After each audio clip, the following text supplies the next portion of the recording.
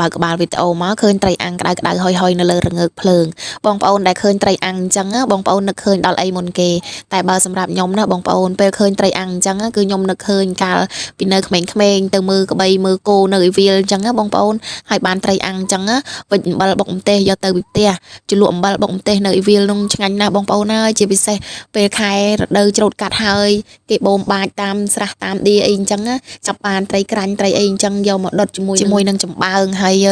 ចុចជាមួយអំបិលម្ទេសដែលវិចយកទៅពីផ្ទះហ្នឹងបងប្អូនគឺថាឆ្ងាញ់ខ្លាំងមែនតែននឹកឃើញកាលនងសបាយខ្លាំងណាស់បងប្អូនតែរៀបរាប់បោបាច់វែងឆ្ងាយហ្នឹងភ្លេចប្រាប់បងប្អូនថាល្ងាចហ្នឹងគឺខ្ញុំអាំងត្រីហ្នឹងបុកទឹកត្រីកោះកុងហើយស្រស់តគូនណាបងប្អូននឹកឃើញឃ្លានចង់ហូបអញ្ចឹងហើយនេះត្រីដែលរកមកបានហ្នឹងខ្ញុំដាក់អាំងហើយហ្នឹងគឺទៅកាត់តគូនកាត់អីហ្នឹងយកម